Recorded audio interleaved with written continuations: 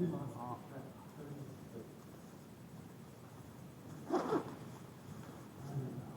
بالله من الشيطان الرجيم. بسم الله الرحمن الرحيم.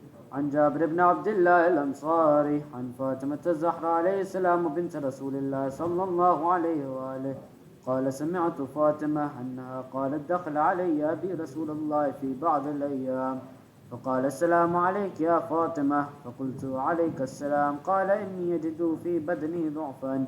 فقلت له: أعيذك بالله يا أبتاه من الضعف. فقال: يا فاطمة، ائتيني بالكساء اليماني فغطيني به. فأتيته بالكساء اليماني فغطيته به، وصرت أنظر إليه وإذا وجهه يتلألأ كأنه البدر في ليلة تمامه وكماله. اللهم صل على محمد. ما كانت إلا ساعة وإذا بولدي الحسن قد أقبل فقال: السلام عليك يا أماه. فقلت: وعليك السلام يا قرة عيني وثمرة فؤادي. فقال: يا أماه، إني أشم عندك رائحة طيبة كأنها رائحة جدي رسول الله. فقلت: نعم، إن جدك تحت الكساء. فأقبل الحسن نحو الكساء وقال: السلام عليك يا جدا ويا رسول الله، أتأذن لي أن أدخل معك تحت الكساء؟ فقال: وعليك السلام يا ولدي ويا صاحب حوضي، قد أذنت لك. فدخل معه تحت الكساء. اللهم صل على محمد. فما كانت إلا ساعة وإذا بولدي الحسن قد أقبل فقال: السلام عليك يا أماه. فقلت: عليك السلام يا ولدي ويا قرة عيني وثمرة فؤادي. فقال لي: يا أماه، إني أشم عندك رائحة طيبة كأنها رائحة جدي رسول الله صلى الله عليه وآله. فقلت: نعم، إن جدك وأخاك تحت الكساء.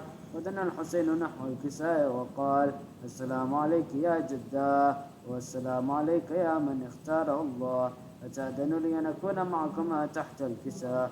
فقال: وعليك السلام يا ولدي ويا شافع أمتي، قد أذنت لك. فدخل معهما تحت الكساء. اللهم صل على محمد. فأقبل عند ذلك أبو الحسن علي بن أبي طالب وقال: السلام عليك يا بنت رسول الله. فقلت: وعليك السلام يا أبا الحسن ويا أمير المؤمنين. فقال: يا فاطمة، إني أشم عندك رائحة طيبة كأنها رائحة أخي وابن عمي رسول الله. فقلت: نعم، ها هو مع ولديك تحت الكساء. فأقبل علي نحو الكساء وقال: السلام عليك يا رسول الله، أتأذن لي أن أكون معكم تحت الكساء؟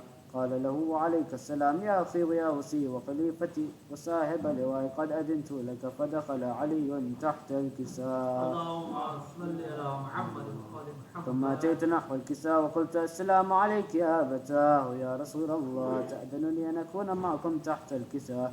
قال: وعليك السلام يا بنتي ويا بضعتي، قد أذنت لك. فدخلت تحت الكساء. اللهم صل على محمد. فلما اكتملنا جميعا تحت الكساء أخذ بي رسول الله بطرف الكساء وهما بيده اليمنى إلى السماء وقال: اللهم إن هؤلاء أهل بيتي وخاستي وحامتي، لحمهم لحمي ودمهم دمي، يؤلمني ما يؤلمهم ويحزنني ما يحزنهم. أنا حرب لمن حاربهم وسلم لمن سالمهم وعدو لمن عاداهم ومحب لمن أحبهم. إنهم مني وأنا منهم. واجعل صلواتك وبركاتك ورحمتك وغفرانك ورضوانك علي وعليهم، واذهب عنهم الرجس وطهرهم تطهيرا. اللهم صل على محمد. وقال عز وجل: يا ملائكتي ويا سكان السماوات، إني ما خلقت سماء مبنية ولا أرضا مدحية ولا قمرا منيرا ولا شمسا مضية ولا فلك يدور ولا بحر يجري ولا فلك يسري إلا في محبة هؤلاء الخمسة الذين هم تحت الكساء. اللهم صل على محمد. فقال الأمين جبرائيل: يا ربي، ومن تحت الكساء؟ فقال عز وجل: هم أهل بيت النبوة ومعدن الرسالة، هم فاطمة وأبوها وبعلها وبنوها. اللهم صل على محمد. فقال جبرائيل: يا ربي، أتأذن لي أن أهبط إلى الأرض ليكون معهم سادسا؟ فقال الله: نعم، قد أذنت لك. فهبط الأمين جبرائيل وقال: السلام عليك يا رسول الله. العلي الأعلى يقرأك السلام ويخصك بالتحية والإكرام ويقول لك: وعزتي وجلالي، إني ما خلقت سماء مبنية ولا أرضا مدحية ولا قمرا منيرا ولا شمسا مضية ولا فلك يدور ولا بحر يجري ولا فلكا يسري إلا لأجلكم ومحبتكم وقد أذن لي أن أدخل معكم فهل تأذن لي يا رسول الله؟ فقال رسول الله وعليك السلام يا أمين وحي الله إنه نعم قد أذنت لك. فدخل جبرائيل معنا تحت الكساء. اللهم صل على محمد وعلى فقال لأبي إن الله قد أوحى إليكم يقول إنما يريد الله ليذهب عنكم الرجس أهل البيت ويطهركم تطهيرا. اللهم صل على محمد. قال علي لأبي يا رسول الله أخبر لي ما لجلوسنا هذا تحت الكساء من الفضل عند الله. فقال النبي والذي بعثني بالحق نبيا واصطفاني بالرسالة نجيا ما تقول خبرنا هذا في محفل من محافل أهل الأرض وفيه جمع من شيعتنا ومحبينا إلا ونزلت عليهم الرحمة وحفت بهم الملائكة واستغفرت لهم إلى أن يتفرقوا. فقال علي ندعو الله فزنا وفاز شيعتنا ورب الكعبة. فقال النبي ثانيا يا علي والذي بعثني بالحق نبيا واصطفاني بالرسالة نجيا ما تقرأ خبرنا هذا في محفل من محافل أهل الأرض وفيه جمع من شيعتنا ومحبينا وفيهم مهموم إلا وفرج الله غمه ولا مغموم إلا وكشف الله غمه ولا طالب حاجة إلا وقضى الله حاجته. فقال علي إذا والله فزنا وصعدنا وكذلك شيعتنا فازوا وصعدوا في الدنيا والآخرة ورب الكعبة. اللهم صل على محمد وعلى محمد.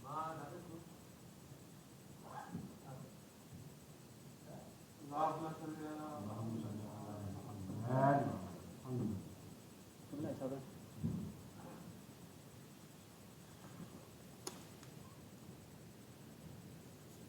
پر محمد والے محمد بلندر صلوات.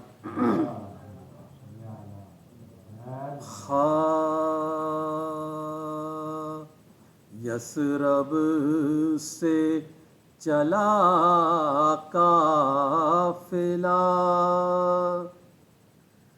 اب آل نبی کا. یثرب سے چلا قافلہ اب آل نبی کا. مشکل ہے بہت رستہ اب آل نبی کا. قبر بطول لرزا ہے سرور کے بیان سے. قبر بطول لرزا ہے سرور کے بیان سے. رخصت کا وقت آ گیا اب آل نبی کا. یثرب سے چلا قافلہ پر محمد والے محمد بلندر صلوات. اللہم صلی علی محمد والے محمد وعجل فرجهم.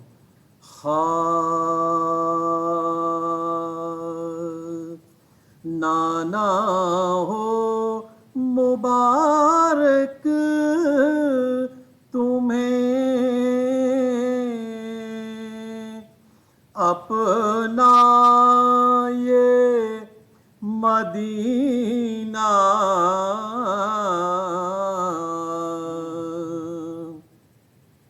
نانا ہو مبارک تمہیں اپنا یہ مدینہ.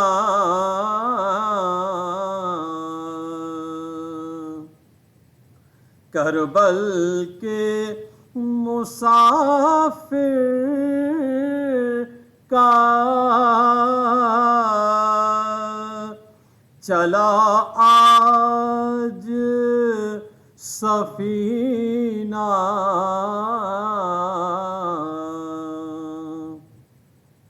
ایک رات کا مہمان ہے، تیرے دل کا نگینہ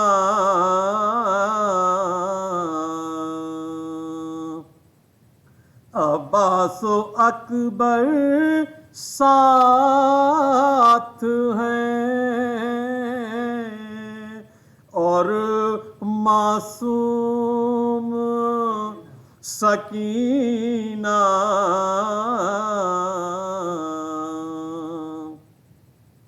یہ اجر رسالت کا کیا خوب ملا ہے،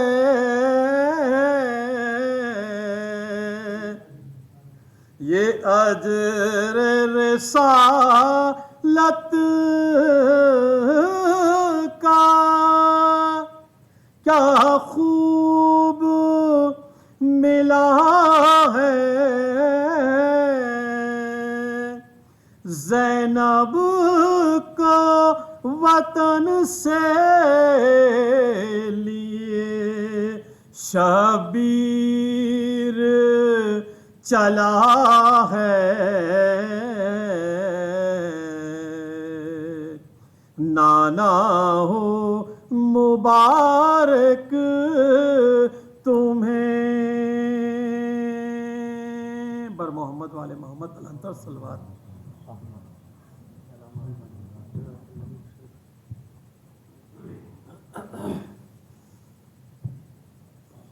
انتخاب کے ساتھ مرضی ہے کہ آج کی تاریخ کے حوالے سے چند بند فاتحہ۔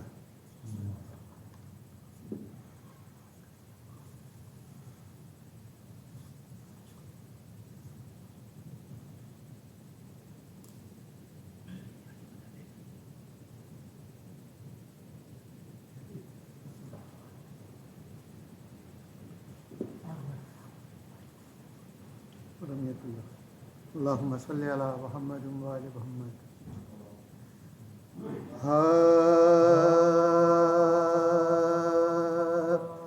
گھر سے جب بہر سفر سید عالم نکلے، گھر سے جب بہر سفر سید عالم نکلے، سر جھکائے ہوئے بادی دائے پرنم نکلے، اے وہ شو فرزند پر باندھ کے باہم،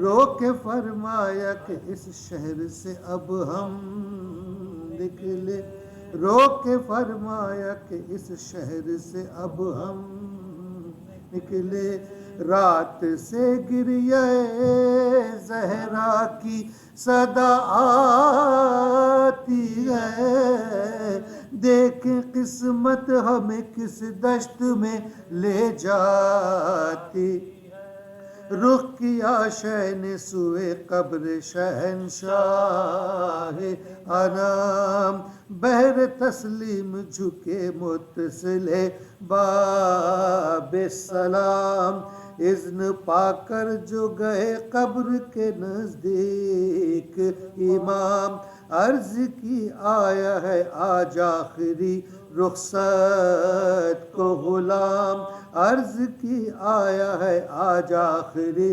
رخصت کو غلام، یہ مکان ہم سے اب اے شاہ زمن چھٹتا ہے، آج حضرت کے نواسے سے وطن چھٹتا، چین سے سب ہیں گھروں میں مجھے ملتا نہیں چین، سخت آفت میں ہے اب آپ کا یہ نور العین، ٹکڑے دل ہوتا ہے جب رو کے حرم کرتے ہیں بین، ننھے بچوں کو بھلا لے کے کدھر جائے حسین، ننھے بچوں کو بھلا لے کے کدھر جائے حسین، شہر میں چین نہ جنگل میں امان ملتی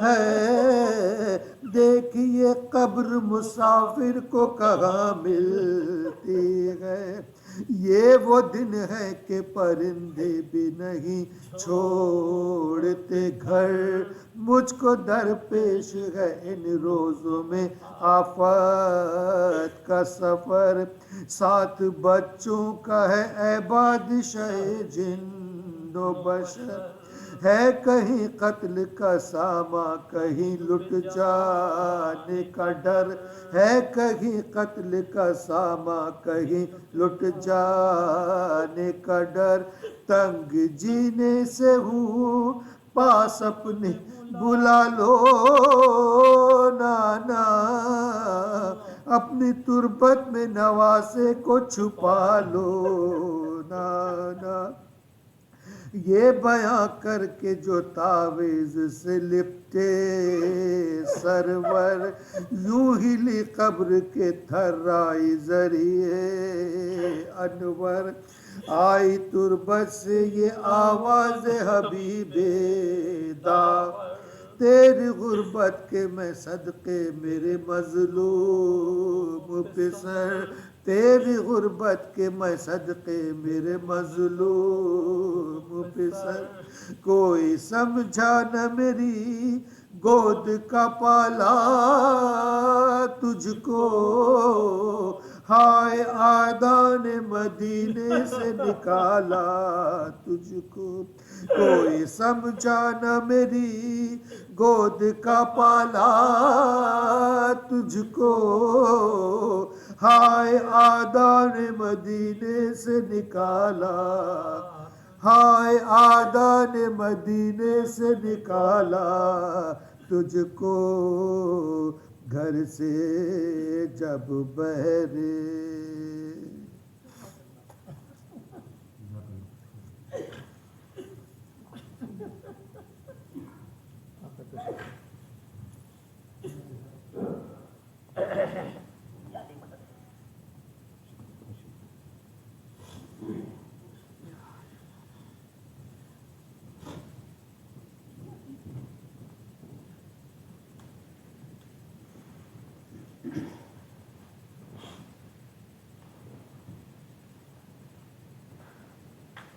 فاتحہ۔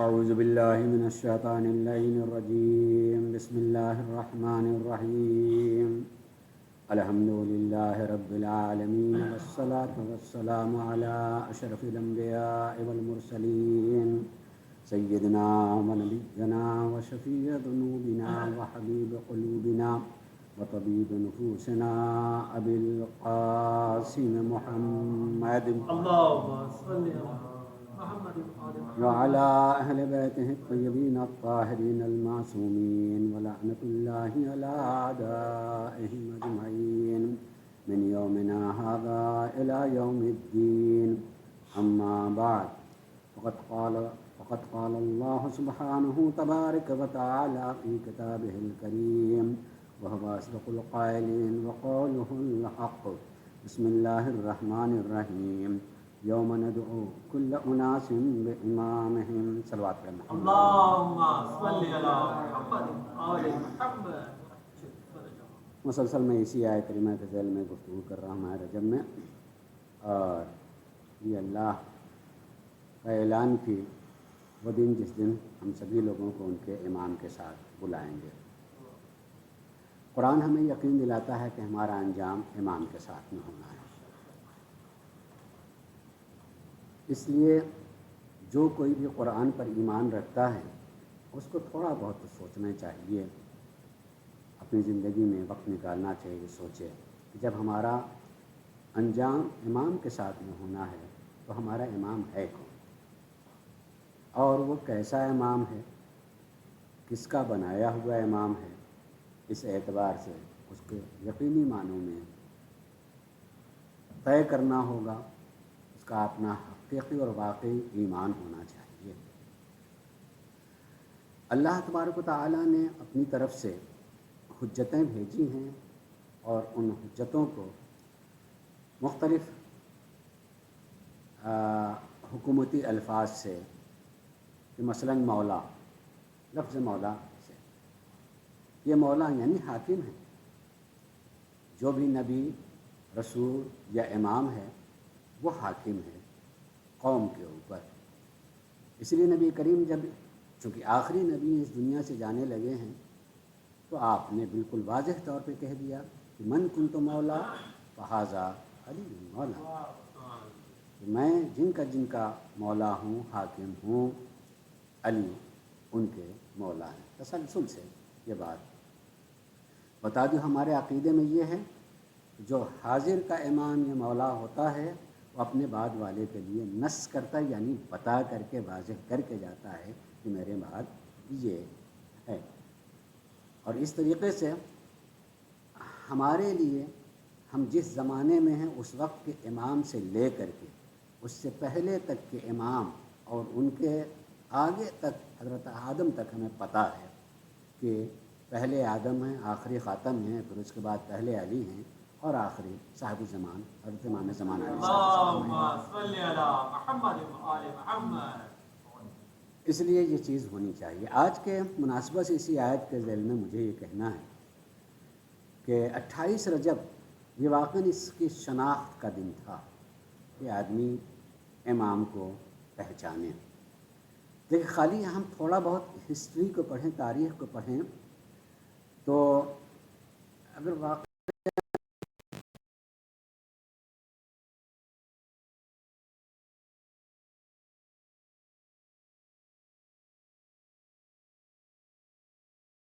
آپ کا وصیت نامہ ہے اور جو آپ نے اپنے فرزند کے نام لکھا ہے، تو اس میں چند باتیں اس طریقے سے کہی ہیں کہ میں نے تاریخ کو ایسے پڑھا ہے، یا تاریخ کا میں نے ایسے مطالعہ کیا جیسے میں نے اسی زمانے میں زندگی گزاری، لیکن اس سے آدمی بہت سیکھتا ہے، اس سے بہت کچھ جانتا ہے، جیسے لگ رہا ہے کہ میں اس زمانے میں ہوں، میں اسی زمانے میں ہوں، میں دیکھ رہا ہوں کہ کون سیدھے راستے پہ جا رہا ہے اور کون غلط راستے پہ جا رہا ہے، اس کو کہاں سے غلطی ہو اور کیوں غلطی ہو رہی ہے، کیوں کوئی دوسرا نہیں ٹوک رہا ہے، یا کون ہے اور کس طریقے سے اس کو بہکا کے لے کے جا رہا ہے۔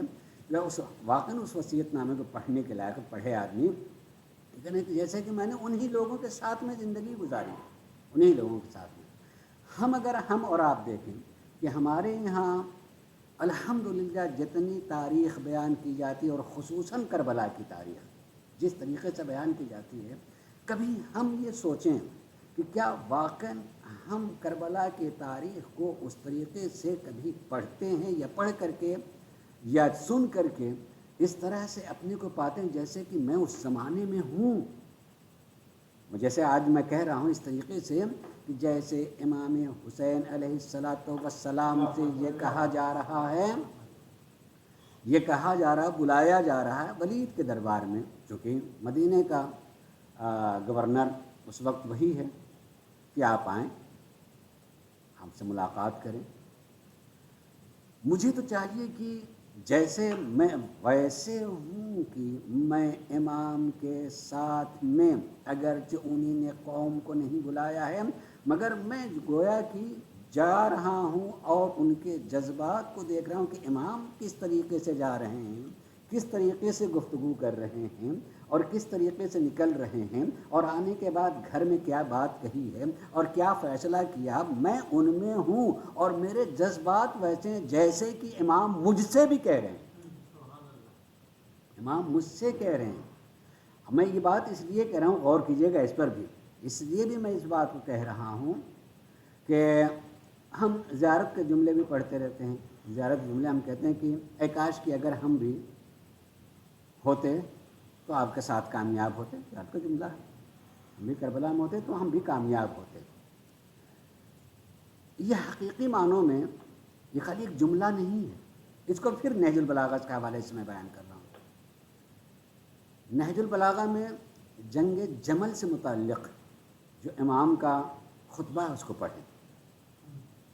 اس خطبے میں جتنے لوگ شریک ہوئے ہیں ان میں سے ایک شخص شریک ہوا ہے جنگ میں، اور جب جنگ جمل فتح ہو گئی تو اس نے آ کر کے امام سے کہا اے کاش کی، اس وقت غور کا یہ جملہ، اے کاش کی میرا بھائی ہوتا، اے کاش کی میرا بھائی ہوتا. بڑا بہت خوش ہوتا مولا، بہت خوش ہوتا.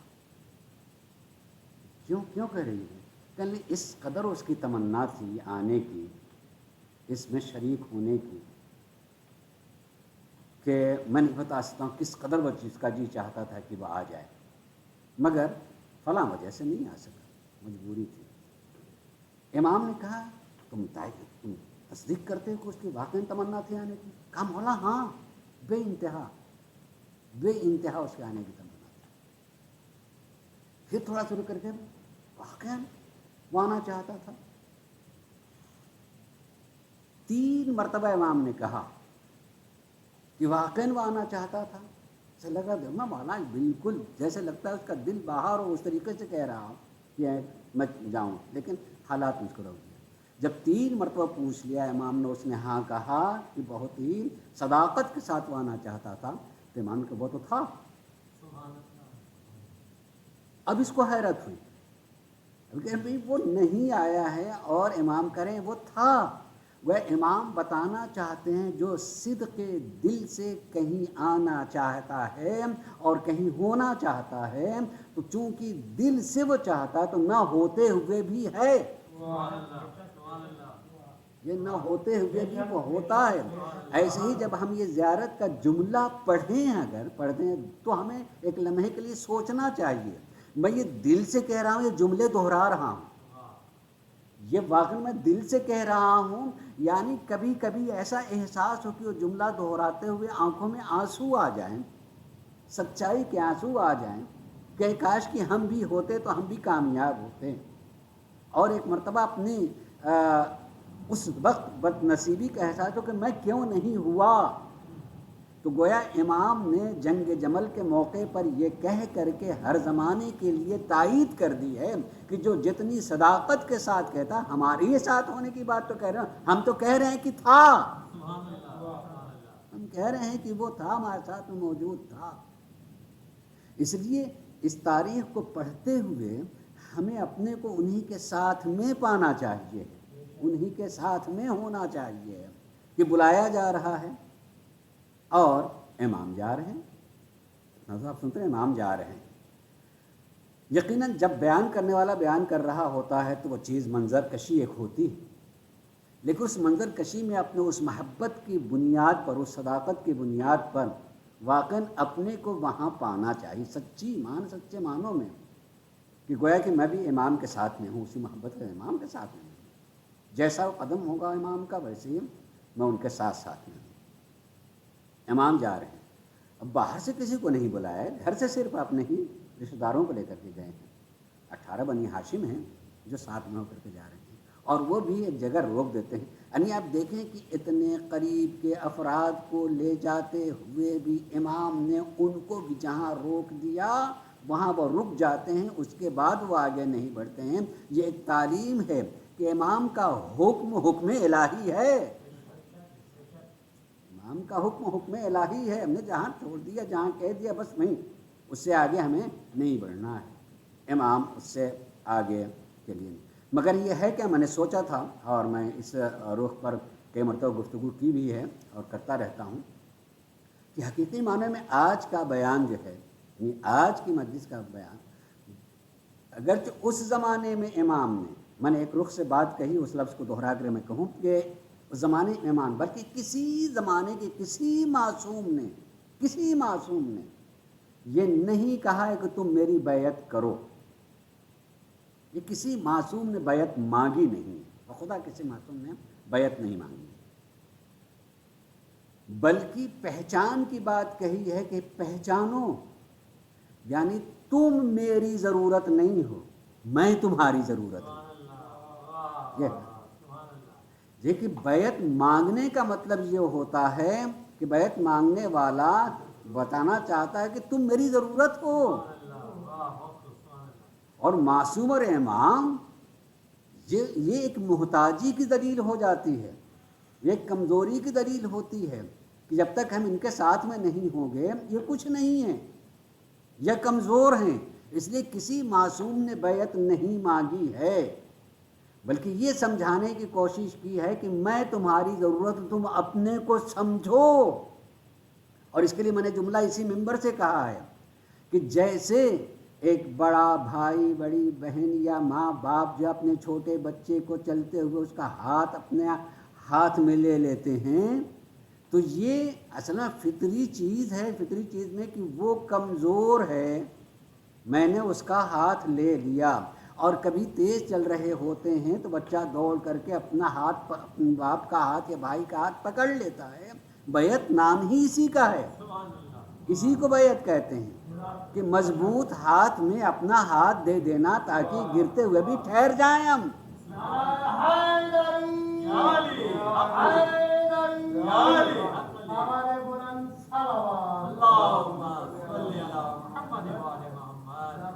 یعنی اگر کسی نے بیعت کی کرنا چاہیے تو بیعت لی ہے معصوم نے، مگر بیعت مانگی نہیں ہے، بیعت مانگی نہیں کہ تم بیعت کرو۔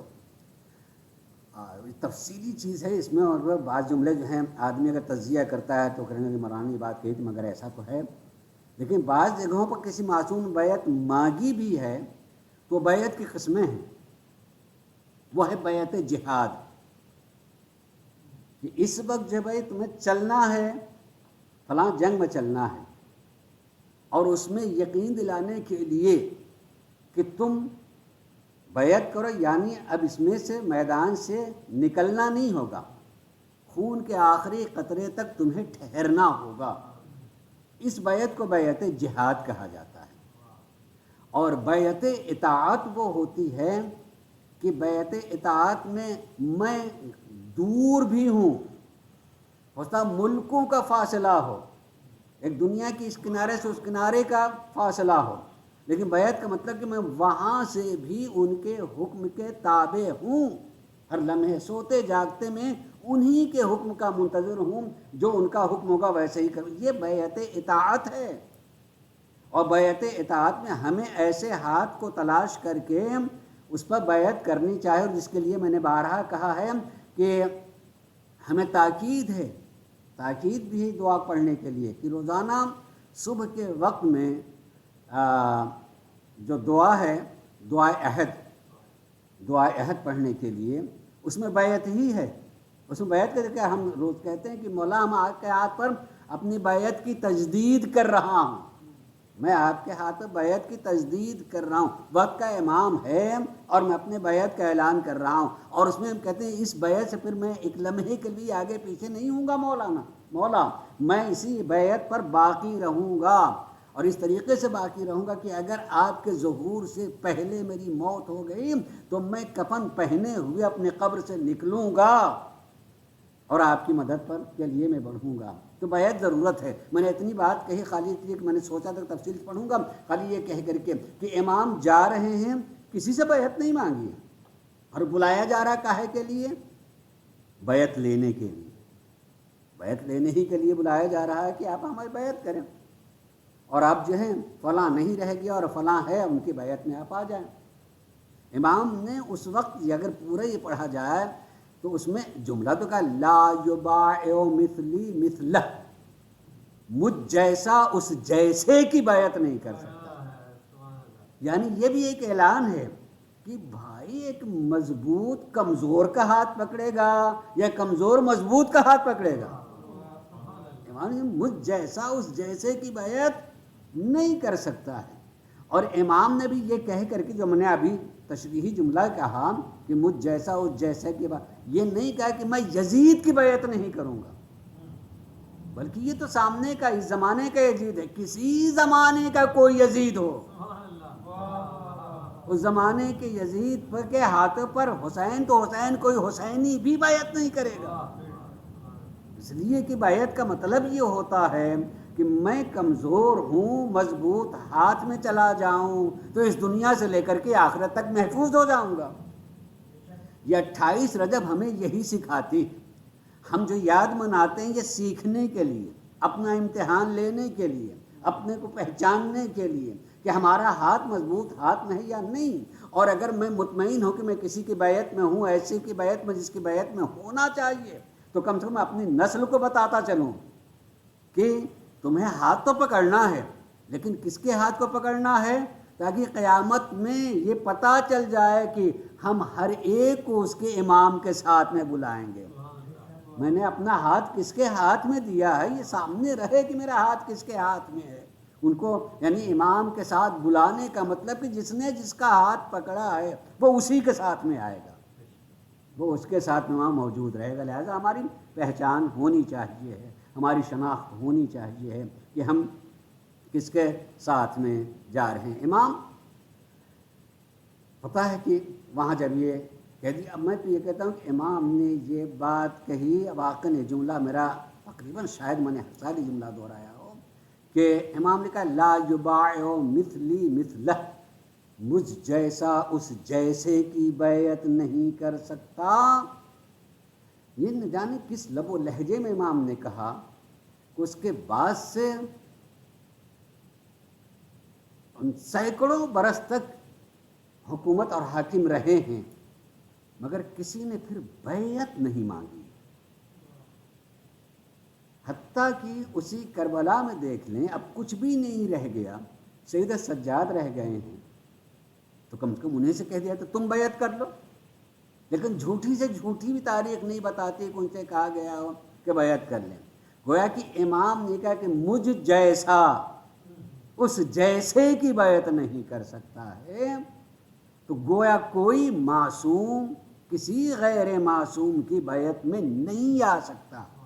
اور امام حسین نے گویا یہ کہہ کر کے بعد کے لیے بھی اور پہلے کے لیے بھی، پہلے کہ میں اشارہ کہہ رہا ہوں چونکہ آج بھی تاریخ پڑھی گیا تو یہ کہیں گے مل جائے گا کہ علی نے نعوذ باللہ بیعت کر لی تھی، صرف جو ہے اس کا اظہار جب تک سیدہ زندہ رہی تھی اظہار نہیں کیا تھا. مگر امام حسین نے یہ بتا دیا ہم جیسا یعنی جو معصوم ہو غیر معصوم کی بیعت میں آ ہی نہیں سکتا ہے.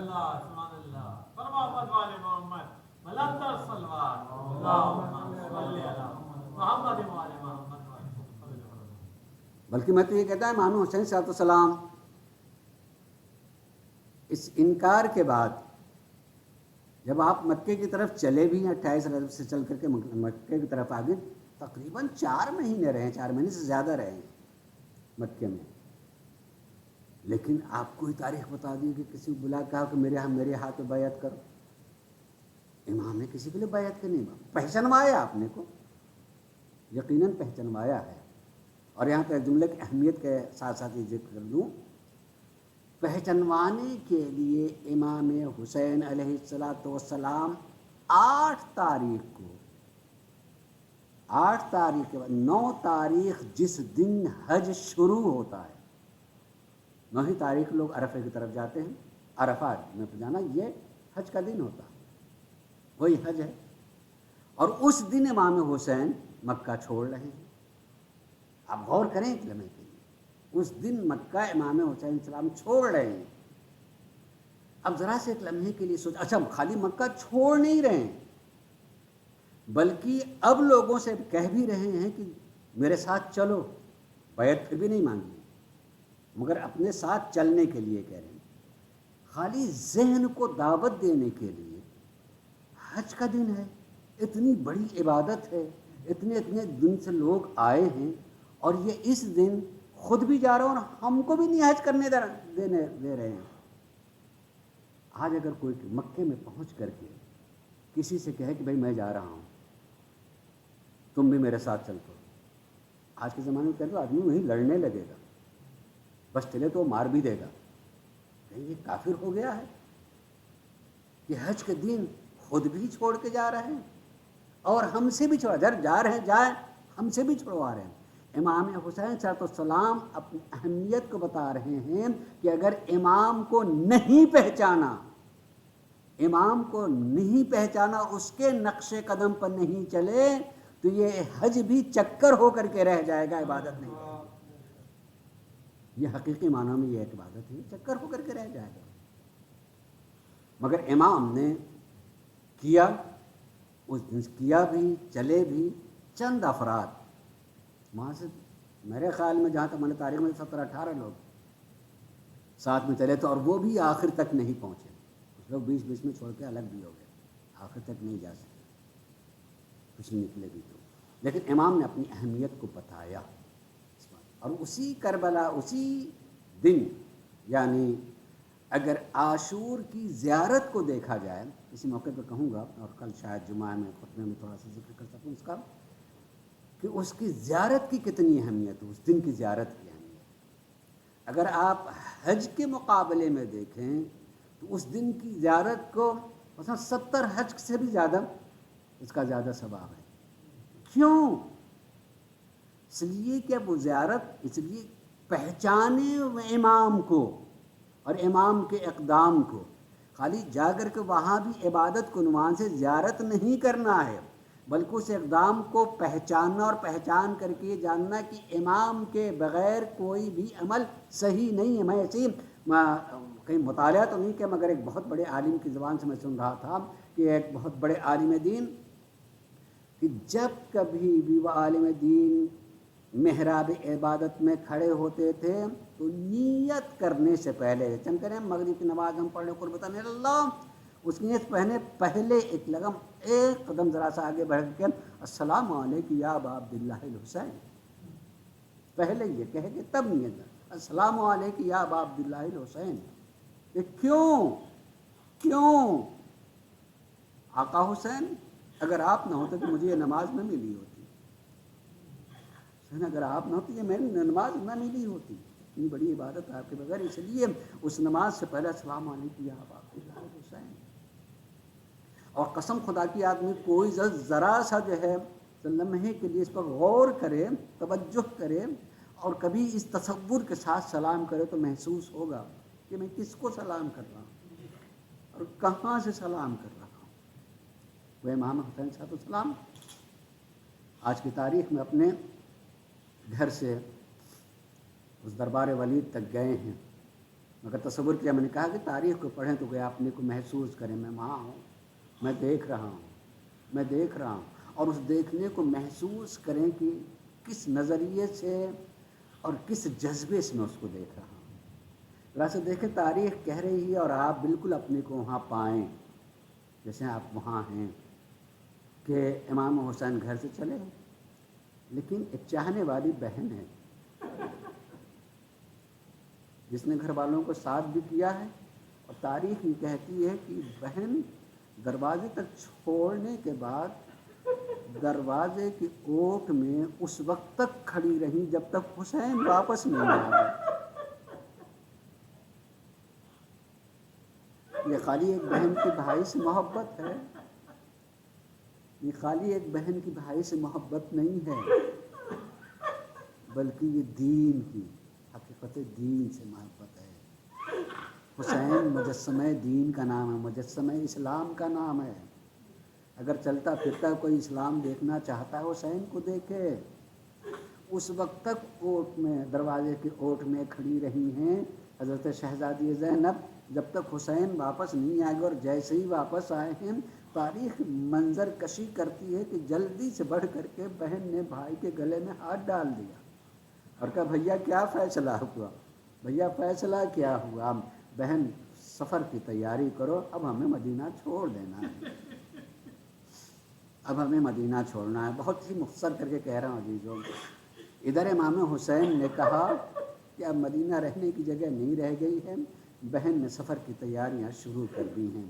میں نے کئی مرتبہ ذکر کیا ہے کہ شہزادی اس ذات کا نام ہے جنہوں نے رشتہ ازدواج میں منسلک ہوتے ہوئے شرط کر دی تھی کہ عبداللہ یقیناً شادی کے بعد جو ہے شوہر کے حکم میں بیوی ہوتی ہے، لیکن میں پہلے ہی سے بات کہہ دیتی ہوں کہ جب میرا بھائی جہاں کہیں جائے گا اور جس طرح جائے گا، زینب ان کا ساتھ نہیں چھوڑ سکتی، زینب ان کا ساتھ نہیں چھوڑ سکتی، تاکہ وہ مرحلہ نہ آنے پائے کہ شوہر کا حکم الگ ہے اور بھائی کا حکم الگ ہے، نہیں، اس شرط کے ساتھ کہ زینب جائے گی۔ اب تمام سفر کی تیاریاں ہو رہی ہیں، سفر کی تیاریوں کے ساتھ ساتھ جیسی تیاریاں ہوتی ہیں، چند جملے انشاءاللہ آپ مصاب ہوں گے۔ میں جب اس طرح کے مسائل کے مرحلے میں آتا ہوں تو چند جملے احساساتی کہتا ہوں، اور واقعاً اپنے سماج اور معاشرے کے اعتبار سے یہ سوچیں، ہمارے گھر میں بھی، ہمارے معاشرے میں بھی بہت مواقع ایسے آتے ہیں کہ جب ہو سکتا ہے کہ گھر کا آدمی گھر سے متعلق کوئی فرد کسی سفر میں جا رہا ہو، طولانی سفر میں جا رہا ہو، دور جا رہا ہو، تو اس کا ایک منظر ہوتا ہے، واقعاً ایک منظر ہوتا ہے۔ ممکن ہے ماں باپ نے اپنی اولاد کو بہت پڑھایا لکھایا ہو، اور پڑھ لکھ کر کے وہ بیٹا یا بیٹی ایک دن اپنے ایک نوکری پائی ہے، ایک بڑی جگہ پائی ہے، جا رہے ہیں مگر دور جا رہے ہیں، ہو سکتا ہے کہ مہینوں پھر ملاقات نہ ہو، تو اس کا ایک منظر گھر میں ہوتا ہے، واقعی منظر گھر میں ہوتا ہے، سب کو پتہ ہے کہ اس کو ترقی ہے، اس کو جو ہے بڑی جگہ ملی ہے، وہ جا رہا ہے، لیکن جب گھر چھوڑ رہا ہوتا ہے تو سب کی آنکھوں میں آنسو ہوتے ہیں، آنکھوں میں آنسو ہوتے ہیں، محبت کے آنسو ہوتے ہیں، بلکہ کبھی کبھی، بلکہ اکثر و بیشتر ہوتا ہے کہ لوگ زور زور سے رونا شروع کر دیتے ہیں، جب جا رہے ہوتے ہیں زور زور سے رونا شروع کر دیتے، ہوتا ہے ماں الگ منہ کر کے رو رہی ہو، باپ الگ منہ کر کے رو رہا ہو، بہن بھائی الگ منہ کر کے رو رہے ہوں۔ ایک لمحے کے لیے سوچیں کہ جب مدینے سے امام حسین جا رہے ہوں گے تو سب کو یہ پتہ ہے کہ حسین جا رہے ہیں تو اب واپس نہیں آنے والے ہوں گے، عالم کیا ہوگا، کیا عالم ہوگا، تصور کرے جانے گرام کیا عالم ہوگا، اور اس میں بھی اگر کوئی ایسی بیٹی ہو جسے چھوڑ کر کے جا رہے ہیں،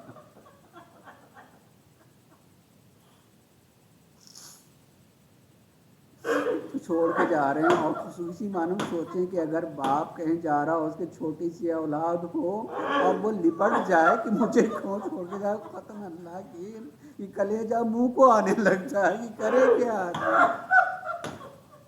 اس عالم میں آدمی کا کلیجہ منہ کو آنے لگتا ہے، اس لیے اس کا رونا، اس کا چلانا، اس کا بے چین ہونا یہ برداشت نہیں ہو پاتا ہے جب جا رہے ہوں۔ اور ایک مرتبہ صغرا کہیں علی اصغر کو اپنی گود میں لے لے اور چلا جا رہا ہو، اور اس وقت بھی عالم یہ ہو کہ اب جناب حضرت علی اصغر جو وہ چھوڑ بھی نہ رہوں گود، اور ایک مرتبہ حسین جا کر کے کانوں میں کچھ کہہ رہے ہوں، اور ایک مرتبہ پھر ہمک کر کے علی اصغر آ گئے ہوں کہ بیٹا تمہارے بغیر کربلا جو مکمل نہیں ہو سکتی ہے۔ عزیزان گرامی، امام حسین چل رہے تھے، جا رہے تھے، سارا مدینہ رو رہا تھا، مگر حسین چلنے سے پہلے نانا کی قبر پہ بھی گئے تھے، اور آخری مرحلے میں ماں کے مزار پر آئے تھے، اور آ کر کے اماں آپ نے جسے چکیاں پیس کے پالا تھا وہ حسین اب آپ کے قبر پر چراغ نہ جلا پائے گا، شاید قبر لرزی ہوگی، میرے لال جاؤ، جہاں جہاں تم ہوگے یہ فاطمہ وہاں وہاں پہنچے گی، فاطمہ تمہارے ماتم کرے، اللہ لعنت اللہ علی الظالمین، سیعلم الذین ظلموا ینقلبون۔ پروردگارہ ہمارے اس مختصر سے عمل کو قبول فرمائے، ہمارے آنسوں کو اپنی بارگاہ میں قبول فرمائے، پروردگار محمد علیہ محمد کو آتا ہم جو صاحبان حاجت ان کی حاجت کو پورا فرمائے، جو مریض ہونے شفا عنایت فرما دے، جو اس دنیا میں نہیں رہے ان کی مغفرت فرما، پروردگارہ محبان حسین دنیا میں جہاں کہیں ان کی حفاظت فرما، پروردگار محمد علیہ محمد کا واسطہ ہماری نسل کو راہ حسین اور راہ کربلا پر ثابت قدم رکھنا، پروردگار محمد علیہ محمد کا واسطہ ہم نے زہرا کے ظہور کا منتظر جلد ظہور فرما، اور ہم سب کو ان کے آبان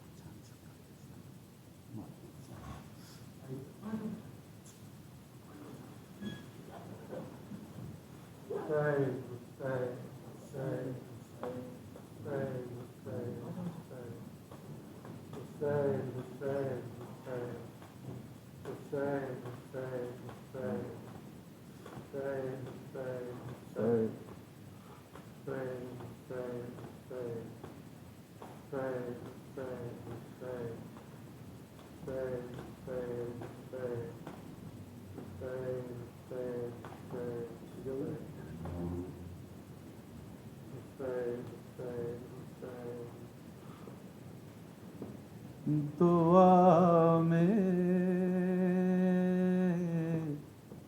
زینب یہ دعا کرتی تھی ہر ایک دعا میں، یا رب ہو میرے لال فدا کرب و بلا میں،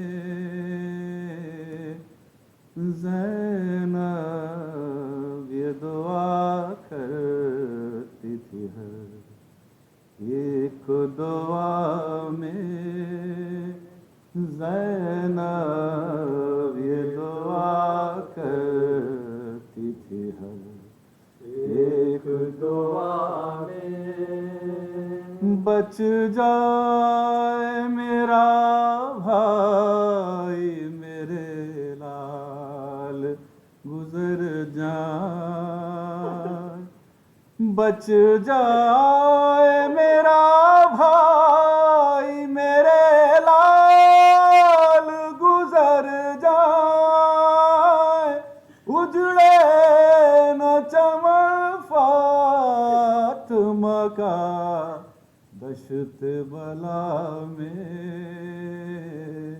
زینب یہ دعا کرتی تھی ہر ایک دعا میں، بڑھ بڑھ کے کلیجے پہ سینہ کھائے تو خوش ہوں، بڑھ بڑھ کے کلیجے پہ سینہ کھائے تو خوش ہوں، نام ان کے رقم کر دے شہیدان وفا میں، زینب یہ دعا کرتی تھی ہر ایک دعا میں، سینوں پہ سینہ کھا کے گرے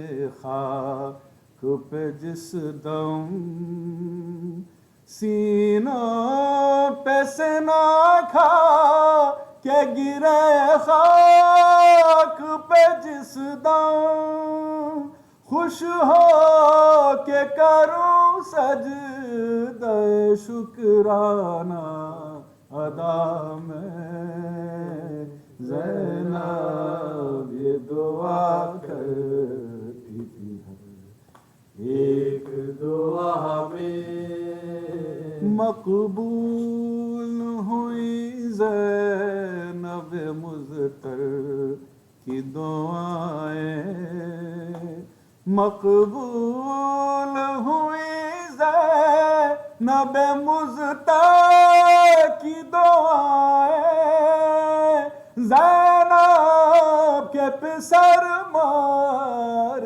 گئے کرب و بلا میں، زینب یہ دعا کرتی تھی ہر ایک دعا میں، ٹھہرو سر زینب سردہ چھیننے والوں، ٹھہرو سر زینب سردہ چھیننے والوں، تطہیر کی لپٹی ہوئی آیت ہے کہ سامنے، زینب یہ دعا کرتی تھی ایک دعا میں، تا شام کھلے سر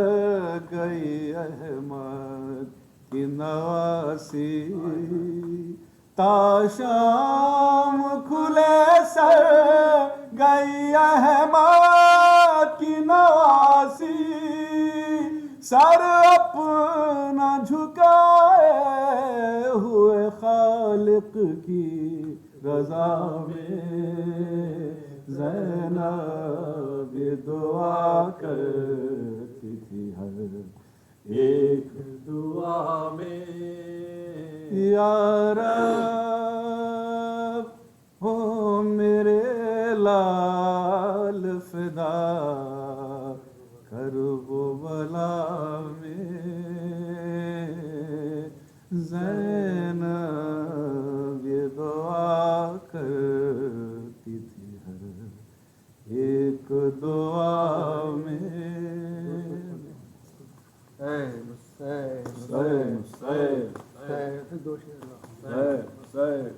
چلی یثرب سے آل مصطفیٰ، کوہرام برپا ہے، چلی یثرب سے آل مصطفیٰ، کوہرام برپا ہے، لپٹ کر فاطمہ کی قبر سے شبیر تڑپا ہے، لپٹ کر فاطمہ کی قبر سے شبیر تڑپا ہے، چلی یثرب سے آل مصطفیٰ، کوہرام برپا ہے، چلی یثرب سے آل مصطفیٰ، کوہرام برپا ہے، جدا کن ہوا صغرا تنہا، گھر میں رونے کو جدا کن ہوا صغرا تنہا، گھر میں رونے کو نہ اکبر لینے آئے ہیں، نہ دیکھی کربلا کیا ہے، نہ اکبر کے لے آئے ہیں، نہ دیکھی کربلا کیا ہے، چلی یثرب سے آل مصطفیٰ، کوہرام برپا ہے، حسین حسین حسین حسین حسین حسین محمد صلی اللہ علیہ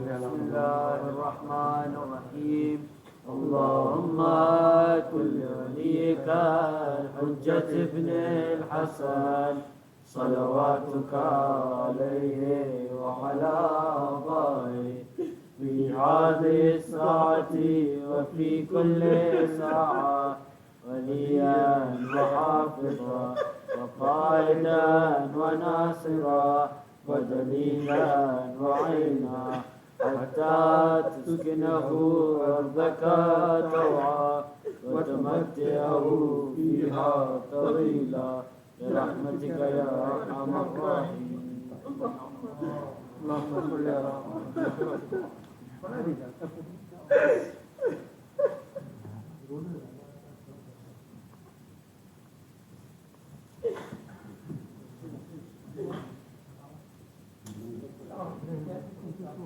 नहीं